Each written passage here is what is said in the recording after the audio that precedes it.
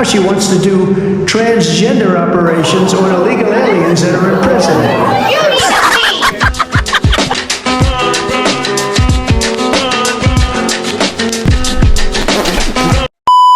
Hey guys, welcome back to my channel.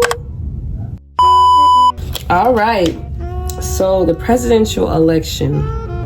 Everybody knows that in the beginning it was supposed to be Joe Biden versus Donald Trump. You know, Joe Biden withdrawed and was like, nah, I can't do this. And then Kamala stepped up to the plate and was like, nah, I'm gonna do this. So it's Kamala Harris versus Donald Trump. That is who is the Democrat nominee, and that's who the Republican nominee is. So we're gonna get into their policies. You know, last night there was a question asked about the economy. You know, the economy is a very big issue in America, especially post-pandemic. You know, inflation's at its all-time high. People can't buy water, people can't buy soap, people can't really get gas like that. Everything's at its all-time high. Houses, cars, phones. And Kamala Harris said that she has a plan to help like middle class and working class people and give them an opportunity, extending tax cuts for families, which will also be a $6,000 tax credit, child tax credit, so they'll be able to afford houses, seats, and etc. $50,000 tax deduction for small businesses. And yeah, I did not eat. This is technically my first real meal of the day.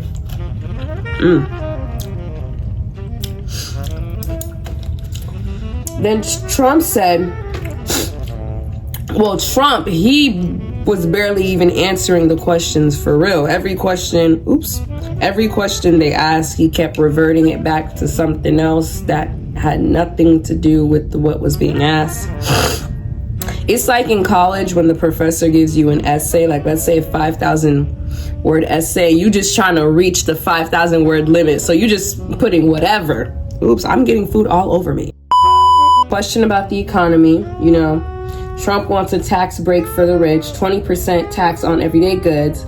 They asked him about the economy, then he starts to talk about immigrants taking jobs from African Americans, though the question was about the economy, and claims he created one of the greatest economies in the history.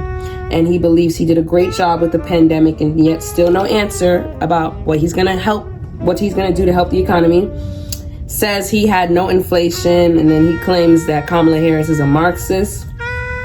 Then he reverts it back to talking about how immigrants are criminals and they're doing this, that, and the third, which is so hilarious coming from him when the real criminals are the ones walking into schools and churches and grocery stores shooting at people. The real criminals are the ones, you know, leading people to inciting riots at, you know, federal government buildings. Those are the real criminals. Then he goes on to call her Marxist, like I said. And no shade, I feel like that was Donald Trump's first time using that word, because everybody know he got a limited vocabulary. And I love Kamala Harris down, but it's not really given. I would call someone like Bernie Sanders, who's a socialist, I would call him a Marxist before I call Kamala Harris that. But for people who don't know, a Marxist is someone that's basically concerned with the struggles of the lower class and middle class workers, with the conflict between social classes, and with economic inequality.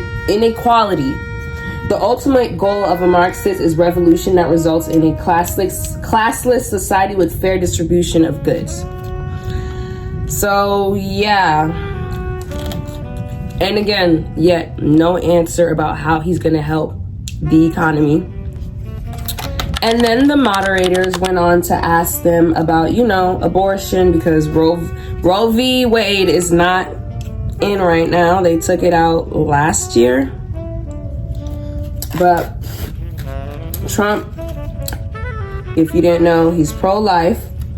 And he has this 6-week abortion plan that 20 states have already signed the 6-week abortion plan.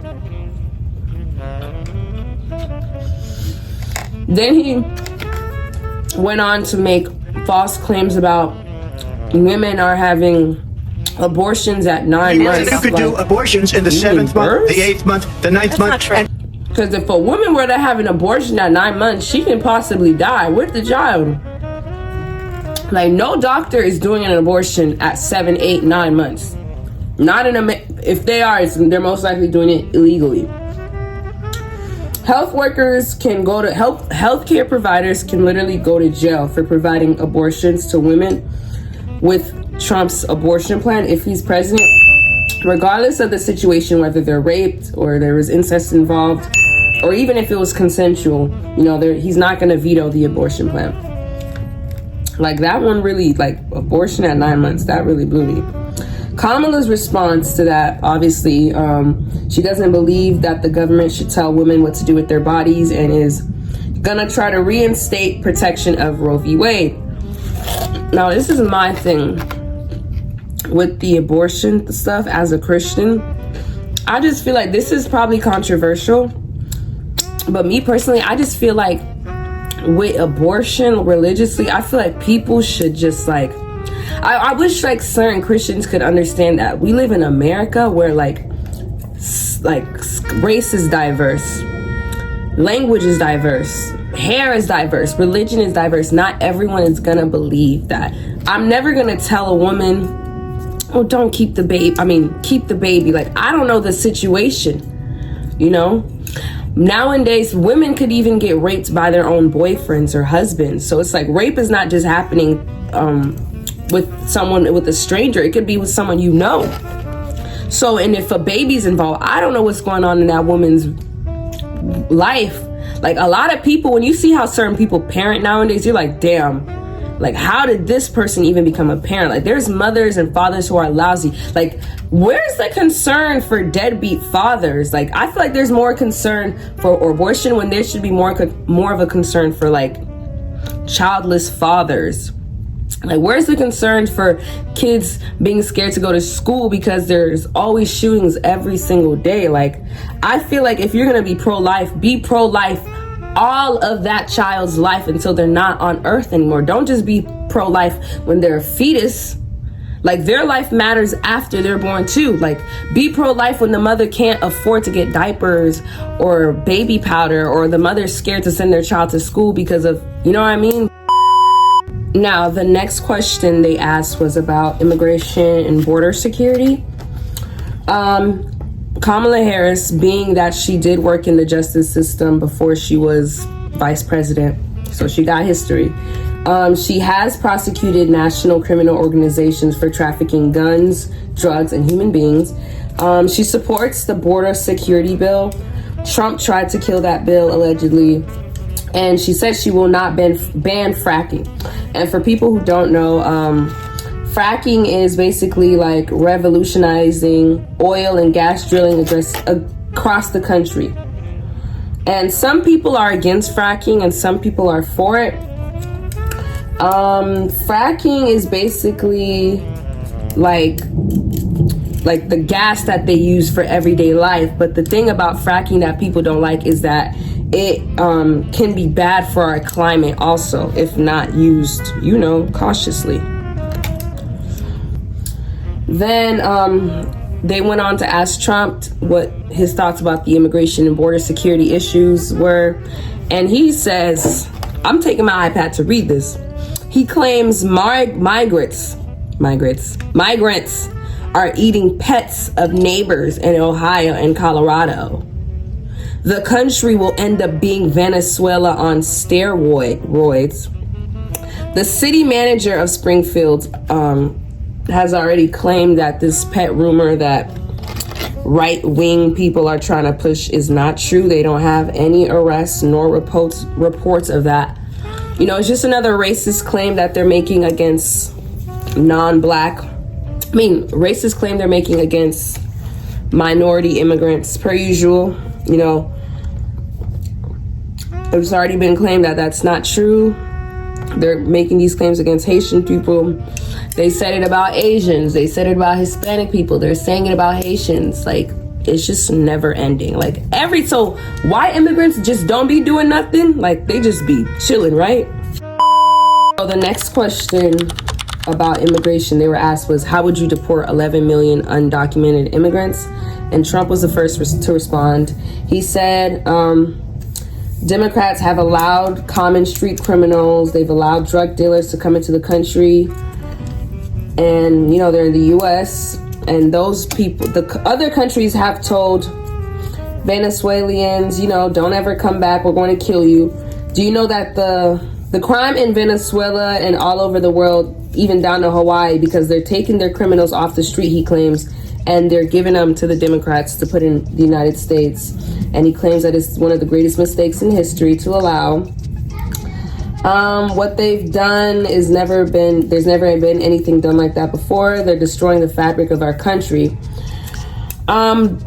There's also been claims that the FBI has claimed that violent crime is coming down in the country. And then, you know, Trump said it's fraud. My thing with immigration, it's like, I get it. People want, you know, people to be documented to come here. But it's like immigrants are not causing, like, it's like there'll be like 10 people in the room, like there'll be like 10 immigrants in the room, right? And like every other human being, one will probably be acting up and they'll be like, well, they're all messed up. Like, why? It's like right-wing people love stereotypes. Like, they love like marginalizing people all in one. Even within that immigration question, he made some sort of claim that the Democrats are trying to do transgender operation on illegal aliens in jail. Like, where is this man getting? And then he'll say stuff like, oh, I saw it on the TV. Didn't he go to school? Like, didn't Trump go to law school or something? Like, you can't just make claims based off of you getting it on TV. Like, you actually got to do your research before you make the claims, because research with no receipts is like BS, then it's fraudulent. Like, they was fact checking the hell out of him. Like, everything he was just blurting out stuff. Like, Trump is literally Tokyo Tony. Like, Trump is like the white man's Tokyo Tony. Cause it just don't, like, he just blurts out stuff. Like, the talk ain't cheap with Trump at all. So then they went on to ask him questions about January 6th, and then Trump claims that the officer should have never shot Ashley Babbitt. If y'all don't know, Ashley Babbitt, I believe, was the first person to die at the January 6th insurrection. She was a lady that was climbing on the glass door, and they shot her. I mean, I feel like anybody with working brain cells would know that, like, maybe trying to hop over or try to get through a door of a federal government building where there's like FBI, like there's not just regular security, like the FBI be there for reasons, like political reasons. Like, this is the Capitol we're talking about. Like, anybody with a working brain would know you shouldn't do that. So I'm not saying she deserved to die, but I'm just saying, like, if she was an American citizen, a real one, she would know you just don't do that, and there's consequences to every action.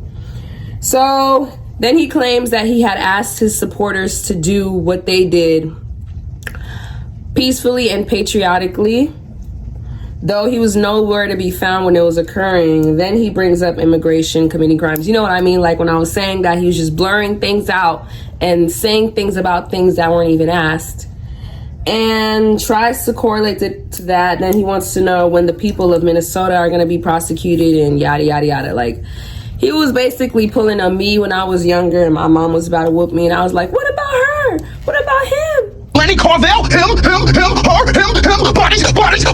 bodies. Next question was about the Israel and Hamas war. And I have all this noted down. So if I'm like looking to the side, I'm just like trying to memorize what I was saying. Cause this happened last night. I went to work. My brain is kind of not there because I haven't ate. But you know, Kamala Harris was the first one to answer, and she said Israel has a right to defend themselves. However, it does matter how they do it, because far too many Palestinians, innocent Palestinians, have been killed, children, mothers, and what we know is that this war must end. I'm quoting her. And as we need to cease fire and we need the hostages out, and we will continue to work around the clock. Also understanding that we must chart a course for two-state solutions, and she basically wants security for both Israel and Palestine. Now, her response is not shocking, as much as people, specifically Gen Z, would have loved for her to say free Palestine. At the end of the day, you know, she's a political leader, so she's never gonna side with specifically one I'm not gonna say, like, she's not gonna pick one side when it comes to stuff like this, unfortunately. I applaud her though for acknowledging that Palestinians have been, like, they've been dealing with this since like the 40s for decades now. Their land was stolen, and people who stole their land are acting like it's theirs, and it's like they do have a right to defend themselves. But yeah, I'm not gonna get in that too much, because I know when it comes to that, people always want to act a bit too crazy and be like, oh, she's anti-Semitic and all that crazy stuff. So I'm gonna just end it with free Palestine. Then he went on to say that if she becomes president, Israel will not exist. I don't know how that correlates with the two, because Israel was Israel before Kamala, and Israel is going to be Israel after Kamala. So then he says she hates the Arab population because the whole place is going to get blown up by Arabs. Israel would be gone. Iran was broke. And he gave them $300 billion. And that Iran had no money for wars. They were broke. Again, just blurting out. Okay. So the next important question was about the Affordable Care Act. So everybody knows about Obamacare. When Obama was president, he created Obamacare that was useful for many Americans, even non-Americans, like, you know, immigrants and all that stuff. People were able to get phones. People were able to have surgeries that they needed, dental care, physical care, children, all that stuff. And Trump claims, when asked about the question, he claims that Obamacare was lousy, and he claims that he will come up with something, and that he was the one that inherited Obamacare, and that, you know, they asked him if he had a plan, because he ran 2015, so it's been 9 years. He had to come up with a plan, and then he said, what? Iran. So just so yes or no, you still do not have a plan? I have concepts of a plan. He said, I have a concept of a plan. Someone on Twitter was like me when my parents asked me what I'm going to do with my degree after college. I have a concept of a plan on what I'm going to do after college. And you know, with Kamala, she's going to continue the Obamacare, and I believe she's going to leave it as it is, because it's helped a lot of people already, and it's like, what's the point in dabbling in it if it's good the way it is? Like, Trump claims that he's gonna create something that's gonna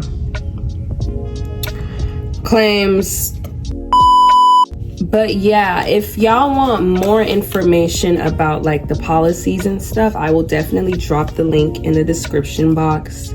I will also drop the link to where you can go to register to vote. This is just my unsolicited opinion and commentary on everything. I was watching like a hawk. I kept my notes, and I was like trying to, because it was just so much happening at so much little time.